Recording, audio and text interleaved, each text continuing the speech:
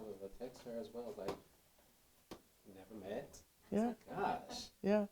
I do. I know you sent over a list of questions, but there's some clarification. I don't want you to think that I just have direct answers, because I have some clarification for a couple of questions from No. you. Or do we just roll and you just pull what you're gonna No, need? that's good. I always Okay. tell All people, right. I'm going to ask, like, you need to clarify, do what you need to do, just because obviously you may misinterpret or misunderstand. So Right.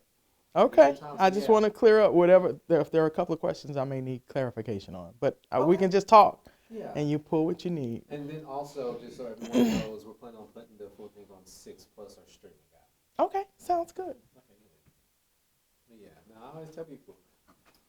Get you over this way just a little bit. There you go. Yep. That's it. That's it. Okay. Will you relax back Don't this stay. way? Don't stay. I'm ready. I'm All right. rolling and everything's good. All right. First things first. You always know to always look at me, but could you say and spell your first and last name for me? My first name is Sheryl, Sheryl. Last name is Victorian, Victorian. All right. Chief of Police here. Waco Police Department. Yes, sir. Okay, you got the big title. Thank you so much for taking some time to speak with us today. I want to start off with a question I know a lot of people wonder about is crime and safety.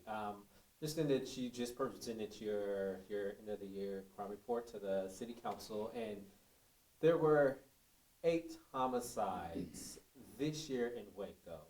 Last year. I want to ask, is that up or down? And then how many of those are solved and have arrests made for those? So 8 is a decrease, and 2 of those 8 are self-defense. So we're really at 6 homicides for this year, and that's down significantly from last year. And the clearance rate, we have 5 of those 6 that are already solved, which gives us a clearance rate for the end of last year at 75%, but 87% because we solved 1 this year, or we made an arrest on 1 this year. Does that make sense? Yes. Okay. Yes. All right. And right, we solved 1 of those in January, so it's not really applicable to our end of year clearance rate. But we solved 87% of those that are homicides that ended last year. Yeah, and I want to ask, do you attribute the decrease to anything, whether it be patrolling or extra units out or just people just being calm? So I think that a lot of things contribute to a decrease in homicide.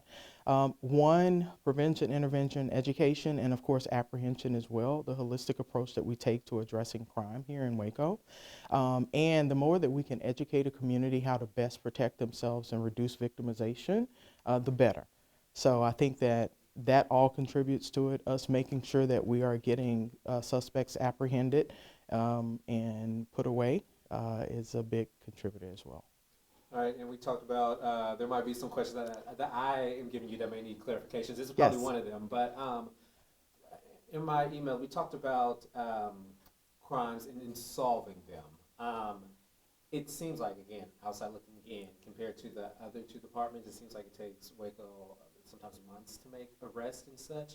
So my question is, why is that? Is there a thing with detectives taking longer time, or witnesses not speaking up? And then the second question with that is, how do you ensure the public safety when sometimes there's homicide suspects not arrested? So number 1, I cannot ensure anyone's safety. However, we can make sure that we're putting our best foot forward when addressing crimes and responding to any investigations that we have to make sure that we get a clearance and arrest a suspect. Now, when you say that in comparison to other cities, what cities are you talking about, and are there any specific crimes that you're talking about? Because I would say that investigations take some time to complete, and you want to always make sure that you have enough information to have probable cause on the correct suspect. And that involves talking to multiple witnesses, canvassing the area, looking at video. It just involves a lot of things. But I'm not really sure. You said in comparison to other cities, what numbers are you looking at? What crimes are you looking at? And maybe it's not the right terminology, but as far as I'm looking at homicide, sometimes I know we'll get like stuff sometimes the next day after a shooting. Okay. And so. So you're talking about homicide clearance Yes, rates? Okay. excuse me, my bad. So yeah, so homicide clearance rates are, I'm sorry, homicides take a minute to investigate. Now, sometimes the individual or witnesses may know who the suspect is. There may be somebody who had an eyewitness that'll help us clear it quickly. But when we have to conduct investigations, we have to be thorough in our investigations and make sure that we're putting the right people in jail. All right, and then I don't know if you can do this off the top of your head, but I want to talk about crime numbers. We talked about homicides low. I mean, what about crime overall? Is that crime trend also going down? We know last year there was a significant drop when you presented the numbers from 2023. Is that the same case from this in 2024? Yeah, I am pleasantly pleased to say that we are continuing to go in the right direction. Last year, we had a historic year of crime and crime decreasing to the lowest it had been since we could accurately record in 1993. And this year, the trend has continued, and we are 2% down in violent crime over last year and 11% down in nonviolent crime over last year. So we're continuing to trend in the right direction and hitting some historical markers. I'm sorry. You got a lot of numbers. We did. Yeah, and this was just yesterday. Great. Yes, so we're down 11% overall since 2023, and 2% down in violent crime and 9% down in nonviolent crime. And then going back to some unsolved crimes, according to your website, it seems like it was 5 cold cases since 2020. As chief, to know that these families kind of left without closure, I mean, what does that mean to you emotionally? And what would you like to say to those people to let them know that your department is caring and working on these cases? Yeah, just as emotional and impactful it is to the families, it is that emotional and impactful to us, because we want to make sure that they receive the closure that they deserve in their loved one's murder. But cases that we have open, that means that we have a lack of information or a lack of evidence to secure probable cause to make an arrest. So if there's anybody with any information related to any cold case that we have on our website, that they contact us with that information, so that it can help us to get where we need to be and to provide family closure for these families. And I want to move on for a bit and talk about internally, staffing. We know that staffing everywhere, people are struggling. I want to ask how the Waco Police Department is doing on officers as far as staffing with that. Are you all where you need to be? Are you all needing more? And then what are you doing to recruit and to retain qualified officers? Oh, that's a great question. So our authorized strength here at the Waco Police Department is 295. We're currently at a staffing level of 264, which includes 5 that we have in the academy. We have recently hired 8 that will begin on March the 1st and go into the academy in June. And we have another civil service exam scheduled for March the 1st. Anybody who is interested in coming to the Waco Police Department or applying for the Waco Police Department needs to have their packets in by February the 21st. Our teams are actively out recruiting, right? And we're trying to make sure that we get an early start and connect with individuals and youth and young adults, to make sure that they're making good decisions, to make sure that they qualify if, in fact, policing is something that they're interested in. And then I know on, go look at the date, November 26th, there was an officer-involved shooting. I want to say the suspect drove away and some stuff. Is there any update on that investigation? Was the officer justified? Any stuff? So that's still an ongoing investigation. It hadn't been closed yet. Hadn't made it to my desk yet. No worries. And then I want to ask, is there any update on this, which had, it was a really unfortunate situation with the former Waco priest, Anthony Odion. We know that he was arrested in Florida, and he had ties here. I mean, is there any update on this? Have more victims came forward? So it's still an ongoing investigation, and our guys are working diligently to identify anybody else who may have been victimized by him. But the fortunate thing is that he is in custody, and this is probably going to take a couple of years to complete for conviction and identifying all the identifying all the victims and everyone that's involved. But it's still an open and ongoing investigation. Have you all been working with I forgot which city, but the Florida Police Department and all that? Our investigators have been all across this country working with other police partners and, individuals to help support evidence that we have to get closure for these victims. And the next question I want to ask, there was a questionable death, I believe, just north of Jacob's Ladder, with a man trying to find his name. 32-year-old Lee Murrow, he was reported missing in Belle Meade, and then this questionable death happened. I want to ask, is there any update on that you can give, or are police still? So that investigation is not our investigation. That's Belle Meade Police Department. Okay. Yeah, that's a Belle Meade Police Department investigation, and they are currently investigating that case. Well, thank you for clarifying. Yeah. I also want to ask just about you now. All right. Yeah, we're gonna talk about you. I like to get to know people as people, and I can tell looking on Facebook, seeing parades and stuff. You're out there in the community. Yeah. Why is it important for you as the face of the department, the leader, the head honcho, to be out there in the community, and also why is it important for your officers to do that, and how are you working to continue to build on relationships with the community? So I wholeheartedly believe that in order for us to build trust with our communities, that we have to have that engagement. I don't know if you saw when you came up in the elevator, but we believe in a philosophy of relational policing here in order to build trust. And relational policing is making sure that we're being as transparent as we can, respectful, engaging, building emotional capital, and accountability, holding people accountable externally and internally, right? And we use all of that to build trust. And I think that it's important for people to be able to see me, to be out in the community, to get to know me, to humanize who I am in order to build that trust. And I'm hopefully setting the example for my team for how building trust works, right? That engagement and building that emotional capital. And that's what our team is striving to do. And relational policing is not just about engaging in community events, but it happens in every interaction that we have with our community, from our patrol officers to our investigators to our dispatchers to our people downstairs at records. But it's so important that if you put a face to me, you get to meet me, and it's hard to hate me if you have met me up close, right? And you're able to humanize me and see me as a community member, as your neighbor, as your sister, as your aunt, right? We build that emotional capital with our community, and helps us to build trust. And then question I've been wanting to ask you for a while. You are an author. Yes, I am. Oh my gosh. Tell me about the book and where people can get it. I mean, tell me how it got started just in general. So I got the book. Did you bring it in? Yes. No, it's in here.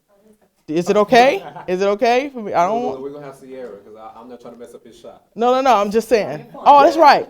Okay. So. So I am the author of a book called The Me I See, and the inspiration for this book were two little girls. I love going into schools here in Waco and reading to kids, and I had one little girl to come up to me, and she said she didn't realize girls could be the police. And of course I had to say, yes, you can. And then I went to another school, and I had a little fourth grader to say, I didn't realize girls could be chiefs of police. And I was like, we absolutely can. And so that was part of my motivation for wanting to write the book, The Me I See, where a little girl can see herself in the role of a police officer. And so the book is about a little girl who did not realize she could be a police officer. Then a female police officer comes and visits her class, and she asks her, do girls make good police officers? And the police officer goes over the roles and the characteristics of the police, and at the end she realizes that she can be a police officer. But it's not just a book for little girls. It talks about, again, the roles and characteristics of police officers, and help kids to be able to identify that some of those characteristics they already possess. We just need them to maintain them and come and apply and be police officers. Congrats! I Thank love you. to just see. I mean, Central Texans just doing amazing things, Yeah. and that is something that really did catch my attention. Oh, I'm sorry.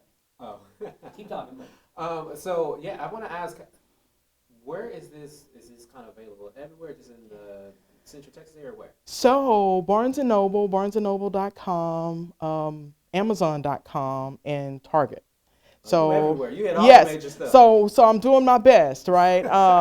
Through the printer. So, but yes, you can also get it Amazon, like I said, Target.com, barnesandnoble.com, and the mayor mentioned yesterday that he got it in the store, got the last copy at Barnes and Noble. So hopefully Barnes and Noble is they're ordering more. Ooh, it's going quick, and I just love looking at the cover photo. I want to ask. I mean, it is Black History Month. You are the Yes. first Black woman police chief in the city of Waco. I mean, held that since 2021.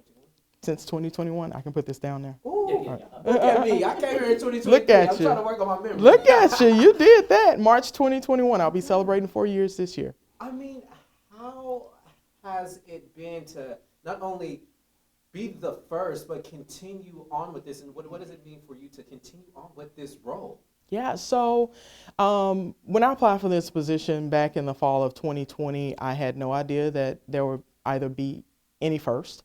I didn't apply to become the first female or the first African American, but I embraced being able to be a first, and hopefully I'm the last of the first. But I enjoy my job. The city has embraced me. Our department has embraced me. Our department is doing a fantastic job, as you can see, in the reduction of crime and building relationships with our community. And I just love coming to work, and I'm still having fun. And as long as I'm having fun, I'm going to continue to be in this profession. And thinking ahead, 2025 just got started. What are some of your goals for this year and some of your long-term goals as far as possibly continuing to reduce crime, to increase that staffing, and just really create better safety and stuff for the city of Waco? So you just answered the question right there. So hopefully that reduction in crime continues. Hopefully we can increase recruiting and make sure that we fill those 295 spots to be able to serve the citizens of Waco. We can work on some internal leadership and professional development and preparing people for leadership roles. Hopefully one day somebody will be able to step in from the Waco Police Department to take my spot.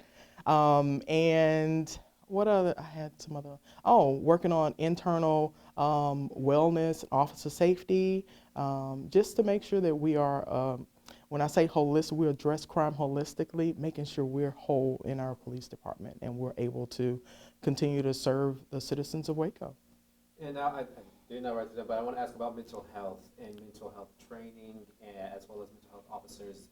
If you could give any perspective, if you have mental health officers in with the Waco Police Department, and what type of training you all do with mental health crisis, how many hours and such, because that's been, if you know the numbers, I mean, that's been a huge thing.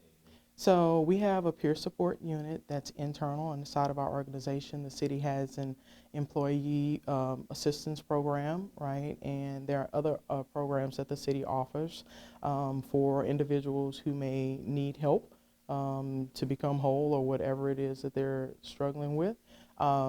So yeah, I can't tell you how many hours or anything. Look, this is going but on those streaming. are programs, yeah. This is going on streaming. I'll let people know. Memory is impeccable because all those numbers I cannot do. And I try to be more relaxed on streaming than obviously I am on TV.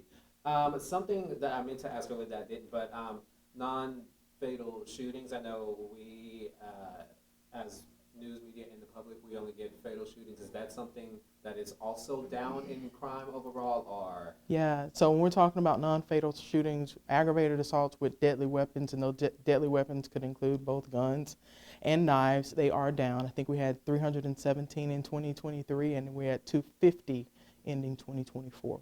So there has been a reduction in those as well. All right. Yes. I guess, is there anything else you would like to say, or just want the people watching to know about what the department is doing, your role, or anything else? I think I'd start by just thanking the community for their support, for their engagement, our community partners in our city. When we host these events, you know, that we hadn't hosted before, when we ask for their support and their participation, they're coming out. Our citizens are listening to us when we're providing education on how to reduce their own victimization, and it's working. And I ask that we just continue to do that. I ask that they come and join the Citizens Police Academy to come and learn more about their police department. And I ask them also to consider becoming police officers. And if they know somebody who possesses characteristics of public servants or individuals that are willing to serve, that they make those recommendations and come and join our team. All right, anything? All right, and that was the interview. All right.